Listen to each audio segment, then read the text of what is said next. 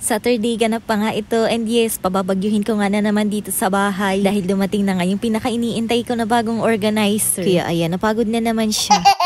Pero syempre, bago ngayon, hi, hello, welcome to my vlog. Medyo naka-recover na nga kami sa mga sakit-sakit na yan, kaya nga ito, umpisa na naman ang pagiging ulirang ina. Pero dahil kakagaling nga lang namin sa mga sakit, hindi ko na nga muna pinapakain yung mga bata ng kung ano-ano. At pinagprito ko na nga lang sila ng 2 itlog para nga maipalaman nila sa tinapay. Tapos nagpatimpla nga ng gatas yung bunso ko. At mas okay nga yun para lumakas-lakas na din talaga siya. Sinaglit ko lang din talaga yung pag-aalmusal dahil meron nga akong agenda ngayon. Nung nakaraang araw pa nga kasi dumating yung in-order ko na bagong organizer, kaya nga ito, sinipag na akong ayusin sila. At akala ko talaga mabilis lang akong matatapos dahil ilalagay ko lang naman yan dyan. Dahil ang bala ko lang naman talaga itagilid nga lang siya, pero hindi nga siya bumagay, kaya nga napausog na naman ako ng mga gamit. At syempre kapag ganyan nga na magtatanggal ng mga gamit, mapapalinis ka na nga rin talaga. At buti na lang din talaga, sakto ngayon dating nitong Seaways, kaya nga ayan, naisingit pa ng promotional video. O diba, nakapaglinis ka na, nakapag-promote ka pa ng item. Ito ang maliit ko na metal rack, nilagay ko na nga muna dito sa may tabi ng kalanan kasi nga meron na ako nung malaking version na ganyan, at yun nga yung bala kong ipalit doon nga sa pinaglagyan yan. Yun nga lang, akala ko talaga okay nga siya kapag ka nakatagilid, pero hindi nga. So ang ending, ito, mag-uusog na naman siya ng mga gamit. Susme, sa dami kong gamit, parang malapit na talaga kaming matulog ng nakatayo. Yung sa kakausog ko ng mga gamit ko dito sa kusina, malapit nang maging kusina yung buong bahay namin.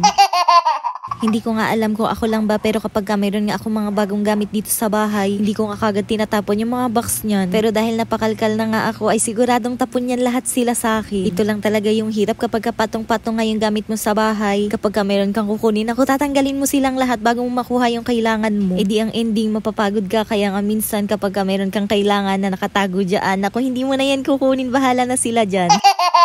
In fairness, saktang-sakto nga lang yung pagkakausog ko ng mga gamit dito dahil parang sinukat nga yung bago kong metal rack dun sa pwesto niya. At dahil na-satisfied na nga ako sa itsura, sisimulan ko na nga rin ipagbabalik yung mga gamit ko dito. Kung ako lang, ayoko na nga sana ng maraming nakapatong dyan, pero dahil wala na talaga akong space dito sa bahay, wala nga akong choice. Siguro nga babawasan ko na lang yung pagkamalikot ko dito sa bahay para nga hindi na ako mapagod sa kakatanggal balik ng mga yan. O siguro iitsa ko na lang sila sa labas para wala na talaga akong problema. Ala, hindi!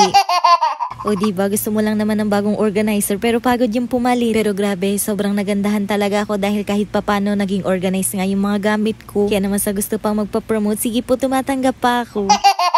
Yung mga bala ko nga ipag-giveaway, pinagbabalik ko na nga muna sa karton, tapos itinabi ko na nga muna dyan sa gilid ng Durabox. Minsan kasi kapag nagugulahanan nga ako dito sa bahay, parang naiisip ko na gusto ko na lang silang ipamigay dyan sa kapitbahay. Para alam mo yun, mabawasan na yung gamit dito sa bahay. Pero syempre, hindi ko naman yun gagawin dahil promise ko yan sa inyo. At naisip ko nga na pagpasok ng September, doon ako mamimili ng mga pagbibigyan ko. Dahil gusto ko ako yung unang magbibigay ng Christmas gift sa inyo. O siya, ayan, ganyan na nga yung final look ng kusina ko, at grabe, sobrang gumanda talaga siya ngayon. Yung mga palagi ko nga ginagamit, kagaya na lang ng rice cooker, electric kettle, doon ko na nga lang nilagay sa maliit ko na metal rack. Tapos yung madadalang ko naman na gamitin, nandyan nga lang sa kabilang side. O diba, lakas makasyala kapag meron kang ganyan na organizer. Tapos bumagay pa dyan yung pa-fake plants ni Mayora. O siya, ayan, fast forward na nga, kinahapunan, nag-init na nga ako ng tubig para nga pampaligo dahil meron nga kaming pupuntahan ng ati Atina. Nakapangako kasi ako sa kanya na bibilhan ko nga rin siya ng tablet. At dapat talaga sa birthday niya pa ngayon, pero para nga maiwasan yung inggitan sa kanilang dalawang magkapatid, binilhan ko na nga. Kaya naman laglag na talaga ang panty ng nanay.